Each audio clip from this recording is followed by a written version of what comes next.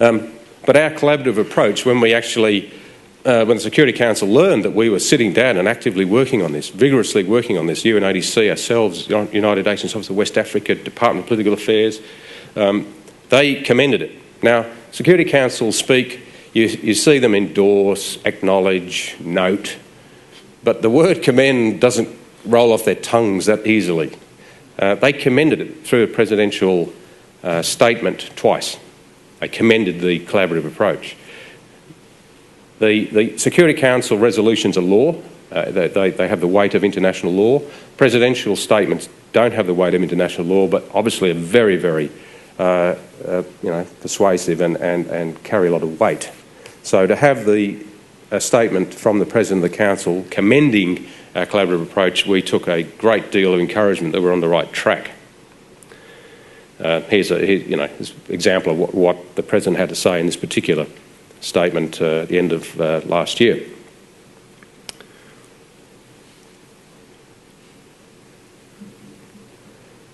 So how do you operationalise this? This arrived in my email. The ladies and gentlemen working on this in New York were delighted that we're now at a point where in Sierra Leone there's an MOU.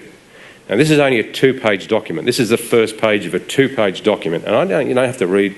There's no test at the end of this, but it's a simple thing, but a huge milestone, because getting this MOU signed by the relevant agencies in Sierra Leone to form, as you'll see there, a transnational and organised crime unit. They call it TOCU. Who cares what they call it? I don't care. I mean, if it walks like a duck, looks like a duck, and quacks, probably is a duck. So TOCU, that's fine. Let's call it that. They've had a fledgling organisation, but this is actually now really cementing this unit together with all the relevant agencies. And importantly, it links to funding, which I'll explain in a moment. Obviously, the money has to come in. What is a transnational crime unit in this context? The UNODC have done this diagram which explains it. It brings together those agencies which have a particular area of responsibility for tackling this problem, including prosecution. So you've got that part of the judicial process, justice process, in the fold as well. I was continually asked by critics, as you get, how are you going to stop corruption? Corruption's rife there. How are you going to form a unit? And I said, well, there's a number of things we've got to do. We're going to have to mentor them very closely. Now, we have UN police on the ground. We can ask member states, can you please give us some police who understand organised crime? We want some intelligence analysts. We want operatives. We want people who know surveillance. We want the usual suite of things you need to come in and mentor these people. We will handpick them. We will vet them and handpick them to make sure that we've got the right men and women in these units, locals, that to the best that is humanly possible, we've got good people there. We need to give them a stipend. We need to pay them. These people don't get paid very much, trust me. They get, pittance. We need to pay them a reasonable wage so that they, whilst never being completely resistant to corruption, there is a level of, they don't have to take a bribe to put food on the table. They can send their kids to school, they can put clothes on their backs and live a reasonable life in that environment. So we were talking about stipends and a range of initiatives, but very, very close mentoring, monitoring by the international community. And any whiff that someone's off, out they go. Okay, so there was a reasonable level of comfort that we'd at least thought that through. This explains in a bit more detail all of that. They can do more than organised crime as well. I mean, they can, like in Fiji, I always envisaged that if we did have a terrorist attack, it would be the TCU that would be, initially at least, given the responsibility to investigate that and manage the crime scene and so on. An oversight arrangement, again, the critics, well, how are you going to make sure that at all these different levels you're going to have a unit which lives up to its expectations? So it was divided into 3 levels, a high-level policy, program advisory committees, and then a project operational committee. So, all the way it's locally owned, very important, locally owned, right up to high political level. commissioners of police, etc., on these panels. I mentioned the funding before. That signing of the MOU opened the door for this Dutch funding for Sierra Leone of $1.4 million. So now that was signed, and that MOU was only signed 2 weeks ago, they've got access now to $1.4 million and all these other pledges coming forward to support these units, which is really pleasing to see. I've been away from the UN now for a year, and it's great to see that this thing is now getting real traction and attracting the right level of interest from the international community. So let's just have a think about failed states. This is the failed states index. Sure, is it World Bank that does it? And the green ones are the good ones, and we're standing in a good country. We're right out of the danger zone there. I don't know if New South Wales has got a... No, it's green. That's good. But you'll see the red bits, which are the dodgy bits, and look at that. I mean, Africa's in a bit of a bit of a problem. If you'd have looked at that a few years ago, you may have seen Southeast Asia lit up like a traffic light as well. But now it's clear we haven't had a conflict, a war in Southeast Asia for over a quarter of a century. And considering the history of Southeast Asia, that's remarkable. So peacekeeping does work. But these are the failed states.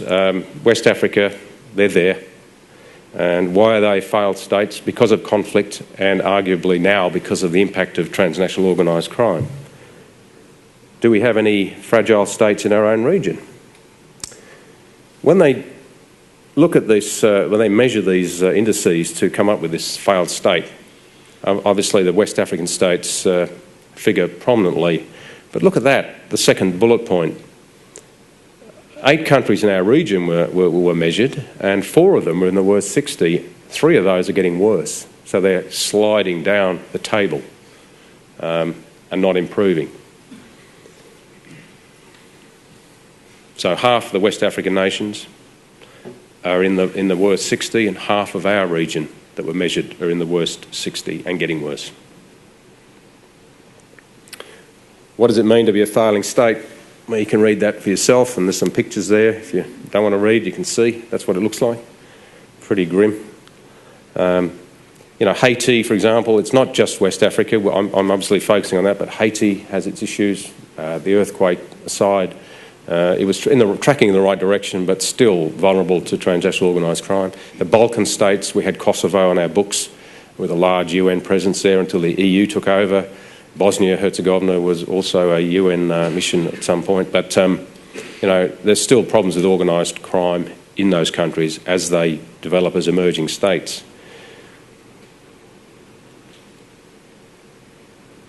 This is also a sobering point. It takes a long time to become non-fragile when you are a fragile state. It doesn't happen overnight. The UN Security Council mandates typically have a 12-month cycle, sometimes it's even less. So every 12 months they will renew the mandate. And so you operate in this environment where, I know in our own government setting in Australia, and indeed many other countries represented in the room, that you operate 3-year, 5-year sort of planning cycles. Well, in the UN, really, technically you can only operate on a 12-month maximum planning cycle because that's what the mandate life is. You don't know with any degree of certainty that it will be renewed. We saw with Georgia, Russia, as a permanent member of the Security Council, has a right of veto, as the other P5 do, and the mandate for peacekeeping in Georgia, Russia said no. So guess what? The UN pulled out. No more peacekeeping mission in Georgia because Russia objected. So, it can't be taken for granted that because you have a mandate to work in Liberia, that in 12 months you're going to be there. There may be a shift in political thinking amongst the P5, and that's the end of that. So when you look at that and you think, well, for 56 years, and we're talking about year horizons, you've got to move quickly because opportunities will run out. There's a number of conclusions that I hope you can draw from all of this. There's a few here. We've really got to, as an international community, and Australia, being a mid-power, a wealthy country, 14th, I think, largest GDP, we have an obligation and responsibility, not just in our own region, but globally, in Africa, to do more, I believe, to help these countries. Corruption, massive problem, and we're not immune from that in Australia, so we can't throw stones at everybody else and say, it doesn't happen here, because it does. We know that. But it is a major problem when you're trying to rebuild fractured and broken societies. Corruption's a huge issue, and guess what? There they are, the organised criminals, as John Lawler very eloquently described. There they are, They're there, and they're just frustrating every effort to restore peace and security. Drug trafficking, as I said, the Security Council recognises that. No one's immune from them. In our own region, let's not be overly confident. Yes, we have a transnational crime network, but can I ask the question, when was that reviewed? Are they still doing the right work? Do they meet the needs of the local communities, or are they serving our interests as a nation?